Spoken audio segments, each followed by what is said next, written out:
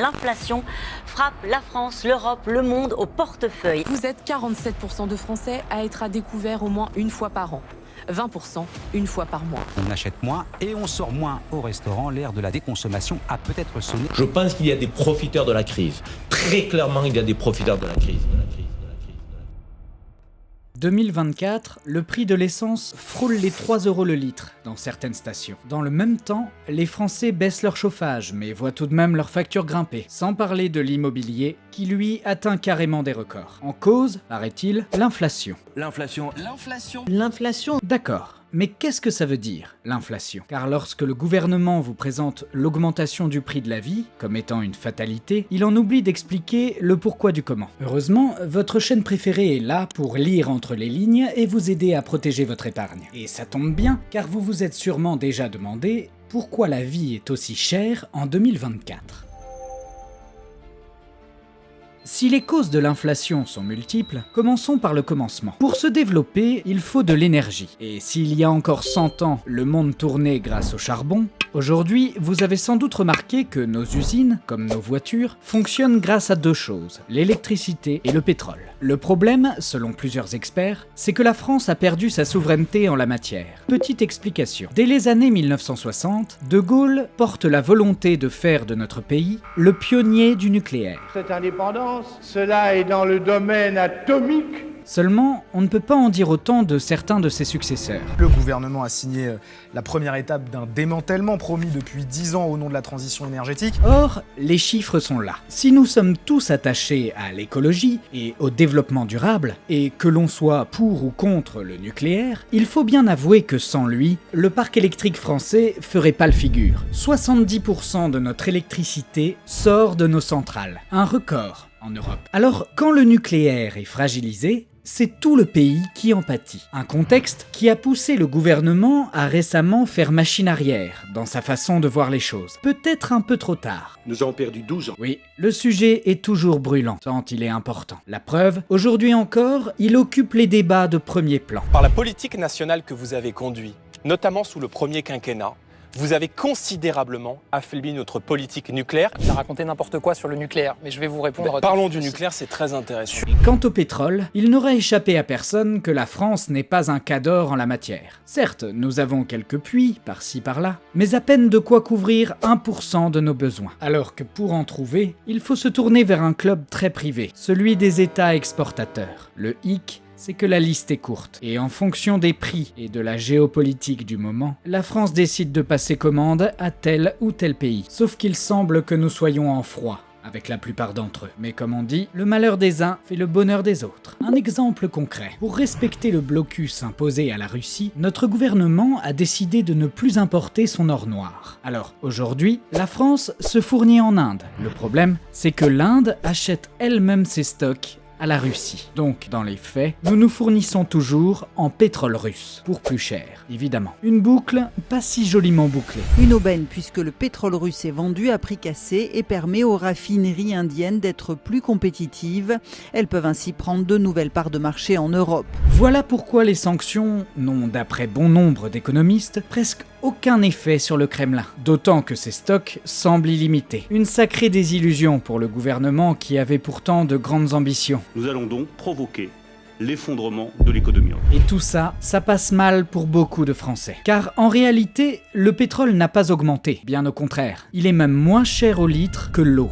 À l'heure où nous réalisons cette vidéo. Vous payez simplement la surtaxe spéciale géopolitique. Et bien que de nombreux Français soient pour le blocus actuel, d'autres le sont beaucoup moins. Mais dans tous les cas, peu importe leur avis, ils ne peuvent que subir et constater avec impuissance les chiffres s'envoler à la station-service. Avec 1300 €, c'est pas simple de faire de l'essence et puis de la route.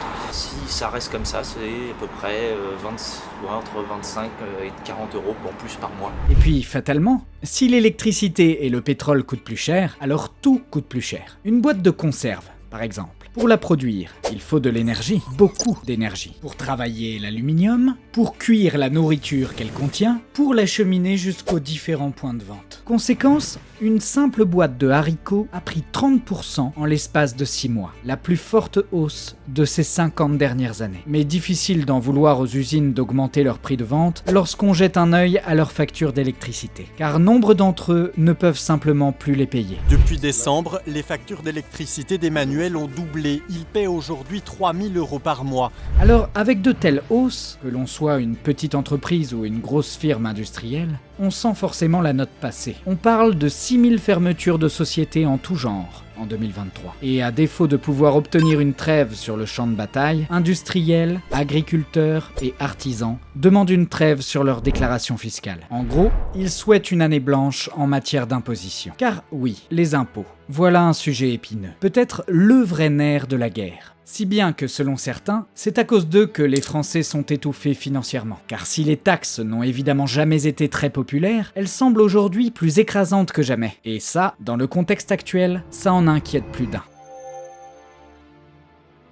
La France est quasi championne du monde en matière d'imposition, au coude à coude avec le Danemark. Les Français se plaignent d'être moins bien payés. Mais pourquoi on est moins bien payés qu'ailleurs? Parce qu'on paye plus d'impôts, c'est tout simplement. Pour vous donner une idée, il y a au moins 500 taxes en France. Et c'est justement cette accumulation qui est pointée du doigt. Car si les sociétés sont taxées, que les salaires des travailleurs aussi, que votre entreprise paie un impôt sur votre salaire, que vous-même payez ensuite des impôts lorsque vous le touchez, et que derrière tout ce que vous achetez avec est encore taxé, vous vous demandez peut-être « mais où va mon argent ?» Eh bien, il semble qu'il s'envole partout et nulle part à la fois. Nulle part, car chaque année, on estime la fraude fiscale à au moins 80 milliards d'euros, loin devant la fraude sociale. Îles Caïmans, Luxembourg, Bermudes, choisissez. Et partout, car notre célèbre système de rétribution distribue l'argent dans de nombreuses prestations. Les retraites, le chômage, les aides diverses, tout ceci coûte de plus en plus cher à la France. Enfin, surtout à vous. Car qui dit rétribution, dit autofinancement. C'est vous qui financez tout ça. On parle d'environ 900 milliards d'euros par an. Et si beaucoup tiennent à ce modèle, et pensent qu'on peut le conserver en adaptant simplement 2 ou 3 choses par-ci par-là, c'est peut-être moins le cas du gouvernement, qui aimerait, selon certains, se faire l'économie de telles dépenses.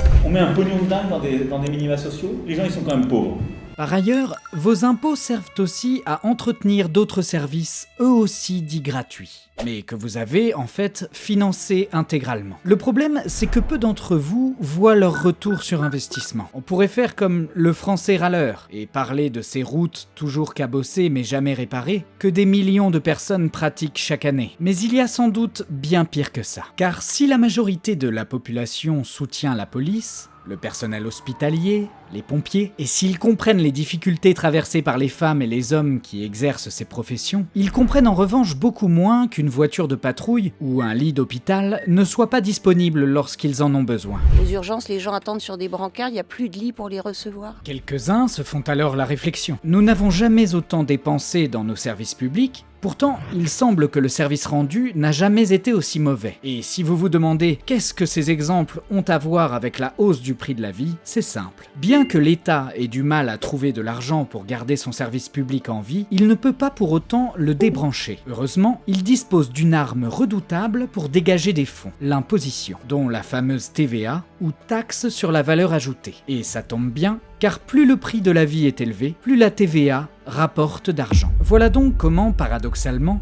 l'État semble tirer profit de la crise. De quoi faire grincer des dents les Français, qui en viennent de plus en plus à contester la manière dont le gouvernement s'y prend pour gérer son argent. Et d'ailleurs, ils ne sont pas les seuls, car nous sommes officiellement les mauvais élèves de l'Europe en matière de gestion économique.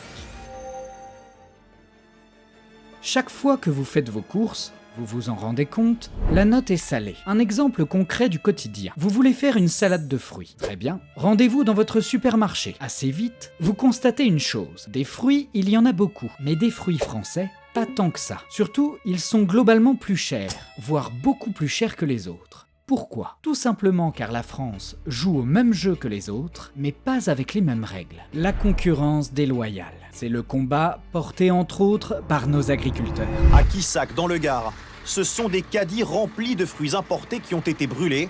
là aussi pour dénoncer la concurrence déloyale. Leur revendication, ne plus voir sur les étables des produits contre lesquels ils ne peuvent rivaliser. D'ailleurs, 9 Français sur 10 sont d'accord avec eux. En effet, est-ce normal de devoir respecter des règles dont d'autres se dispensent? Il y a quelques semaines à peine, la France achetait 2 millions de poulets à l'Ukraine. Poulets ne respectant aucune norme française. Hormones, conditions d'élevage, stockage, rien ne va. Résultat, ce poulet se retrouve dans nos rayons à 3 € le kilo. Là où un agriculteur français, contraint à des normes bien plus strictes, ne peut tout simplement pas s'y retrouver à moins de 7 € le kilo. Certes, en temps de crise, il est compliqué d'en vouloir à ceux qui ne peuvent se tourner que vers ces produits abordables. Et nous ne blâmons jamais ceux qui souhaitent soigner leur épargne, bien au contraire. Mais des voix s'élèvent, car toutes ces bizarreries seraient en fait une histoire de gros sous et de traités européens. Mais c'est pas interdit cette pratique, non ?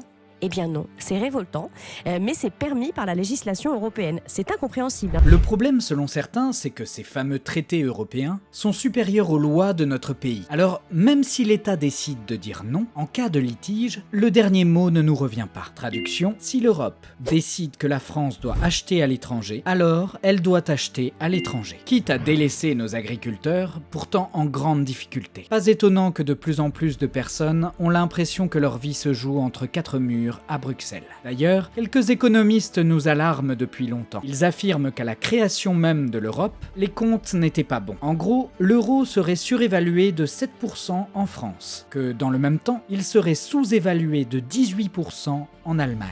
Ces mêmes économistes, dont notre propre ministre, affirment que nous ne pourrons jamais stopper l'inflation généralisée qui touche notre pays. Tout simplement car mathématiquement, c'est impossible. D'ailleurs, il n'y a pas que les experts des plateaux télé qui ont émis des doutes à ce sujet, et ce, dès le départ. Rappelez-vous ce soir de 2005. Les Français rejettent la Constitution européenne. Le non l'emporte largement, 55% contre 45% pour le oui. Pas si étonnant alors que la défiance soit de mise. Mais finalement, outre l'Europe et les crises géopolitiques, peut-être qu'en réalité, le problème viendrait aussi, mais surtout, de chez nous. Car beaucoup le constatent avec stupeur, les choses semblent pires en France.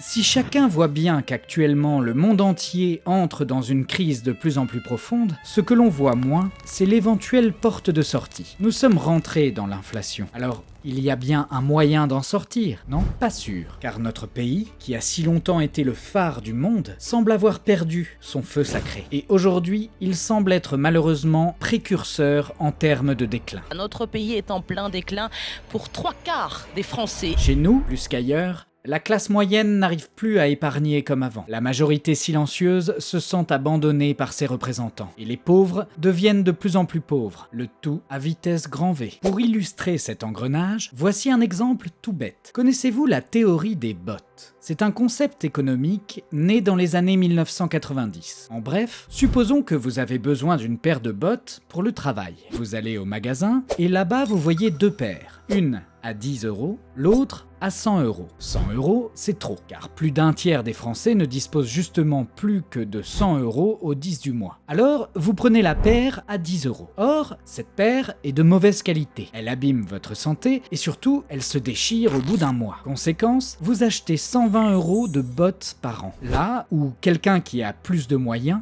aura acheté la paire à 100 €. Et c'est ainsi que l'engrenage de la pauvreté démarre pour certains. Oui, être pauvre, ça coûte cher. Et ça, vous l'avez forcément observé autour de vous. La pauvreté augmente.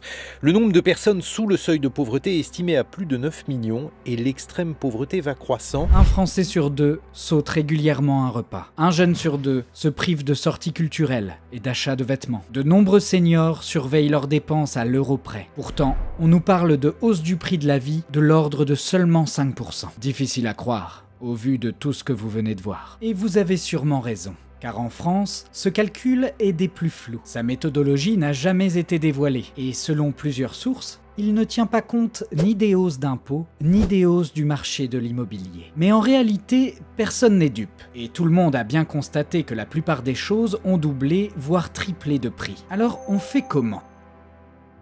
Pour sortir de cette impasse, Plusieurs politiques proposent des solutions radicales. Changement de régime politique, sortie de l'euro, retour au franc. Toujours est-il que si une solution magique existe, on ne l'a toujours pas trouvée. Et en regardant hors de nos frontières, on constate que les pays qui ne connaissent pas l'inflation, ça ne court pas les rues. Mais peut-être qu'il y a encore des motifs d'espoir. D'ailleurs, tous les partis vous le promettent. En votant pour nous, tout ira mieux. Alors, qui croire ? Méfiez-vous des chaînes qui vous disent pour qui voter. D'ailleurs, nous ne le ferons jamais. Nous sommes simplement là pour vous donner quelques clés et vous aider à protéger votre épargne en restant bien informé. Car de nos jours, c'est sûrement ça le plus dur. Alors si vous avez apprécié cette vidéo, pensez à la liker et abonnez-vous pour ne manquer aucun de nos reportages. Et pour les plus curieux, rendez-vous dans la description.